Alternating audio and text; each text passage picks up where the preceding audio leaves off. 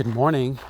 Today is day 55 of moving mountains beneath my feet. There's 74 days on our journey around the sun. There's 291 days left in the year.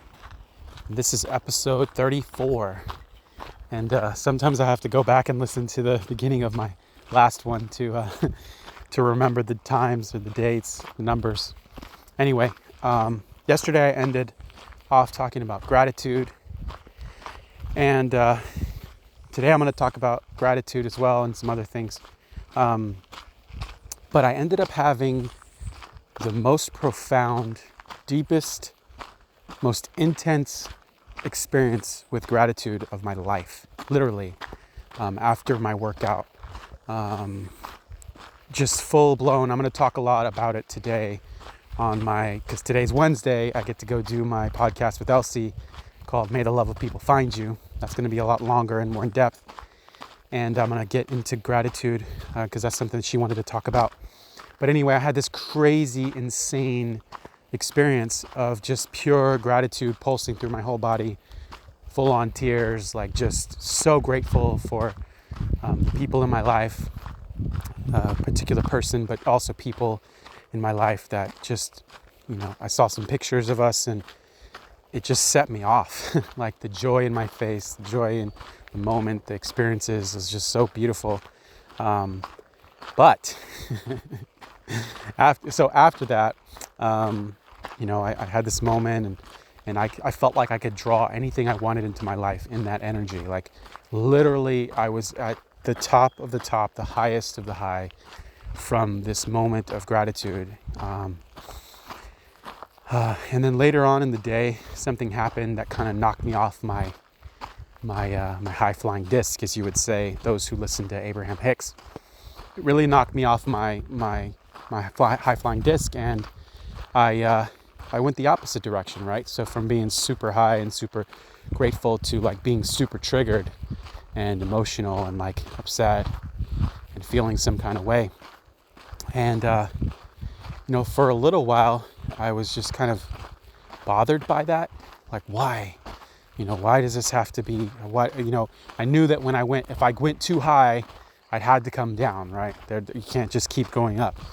And it was this expectation. And there was another situation, right? An expectation from someone else who also kind of, we have this expectation that we just want things to be good and we don't want to experience the low end of anything. And I'm reminded of a video that I saw. It said, hey, this guy was talking to his therapist and he was like, yeah, I'm feeling low. And he's like, I'm really upset. I wish I could, why do my highs have to feel so high and my lows have to feel so low? I'd love to be in the middle somewhere and just be good. And the therapist said, well, if you were looking at a heart monitor and, you see the highs and the lows and you wanted to control that and you got in the middle, you'd flatline and you'd die. And everybody was like, oh, wow. And it's like, it's a reminder. It's a reminder that life itself, right? I drew this drawing in my journal today. I drew a squiggly line going up and down, like a graph that goes up and down in a wave. And then I drew a flat line in the middle. And I don't even know how to describe what I'm saying. But the place from the bottom of the trough to the top of the wave, right? The lowest part and the highest part, I grouped that part as life. And then the flat line, I wrote death. And it's like we have this expectation of only up, right? Or like in the middle. In the middle is death, right? So what is dying, right? Everything is motion. Everything is moving, right? Every particle, every atom, every cell in your body is moving. The moment that movement stops, you're dead. You die. When all movement in you is stopped. And so there's nothing that you can do that can just stay up, right? And so if you start to climb up, right, and you start to go up, you imagine you're drawing a graph and you're going up, and then you stop at the top and then you just draw a straight line across and you keep going across the top. that's a plateau. That's stagnation. You're stuck, right? And the opposite is true. If you draw a graph and you start to go down, the line starts to go down and you're down in the valley and you're just going down. That's depression. that's the bottom. That's also stagnation. And human beings are not actually experiencing happiness or the life that, in the way that we're meant to, right? And so this expectation of not having ups and downs, and the expectation that we should be able to manage or be somewhere in the middle. It's like the middle is flavorless food.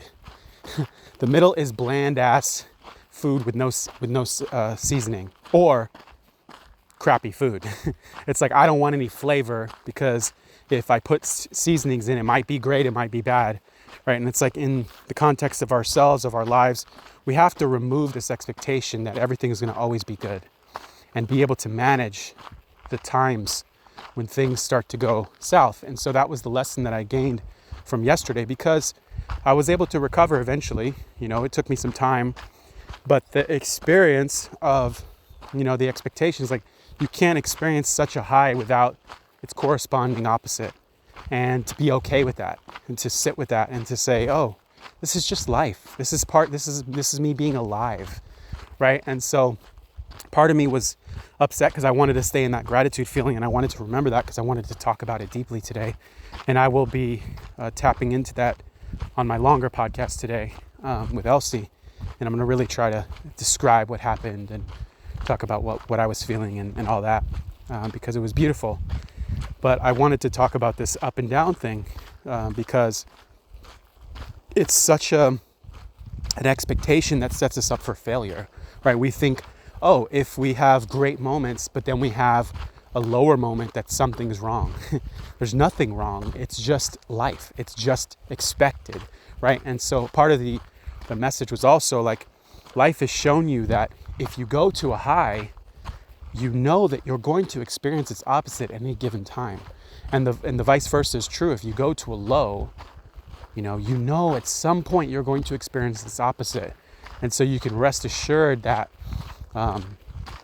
life is going to continue to go up and down, and the ride is regardless beautiful, right? And holding the expectations of others, like even in like a relationship, right? Holding this expectation that your partner's not going to get triggered, or is not going to feel something, or is not going to have their moments. It's like, in what part of your life have you ever not had moments in a period of time, right? It's like, we hold this expectation of others, and maybe even you hold this expectation of yourself, and that's why you have trouble with things, because you need to be perfect all the time. You have this illusion of perfection, but in reality, if you step away from your life and you observe yourself, you have always been on this up and down trajectory. Maybe you're tracking upwards over time, right? Which is great, which is what you want. Like markets, like financial markets, they might be going up and down, but over the longer term, it's still going up and down as it rises, higher highs, higher lows, right? It's still it's trending up. And so we want to trend up in our lives, but we want to allow the fluctuations of really high moments and really low moments. And that's totally normal and okay. And it's okay to feel them. It's okay to honor them. I heard something else, that the most peaceful people, the people that feel the most peace, are the ones that have the most space inside, the ones that allow all of their parts to exist, and they don't kick any parts of themselves out.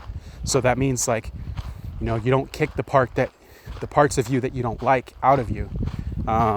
You allow it to exist within you, and you give it the space that it needs. You're not rejecting or throwing away or pushing down, or suppressing a part of you that is less than ideal. You just allow that to exist within yourself. And those people tend to have more internal peace and more ease in their life. So when I heard that, I thought that was beautiful too. And so with that, I'm at time. I hope today is a beautiful day for you. Have a great day. Blessings.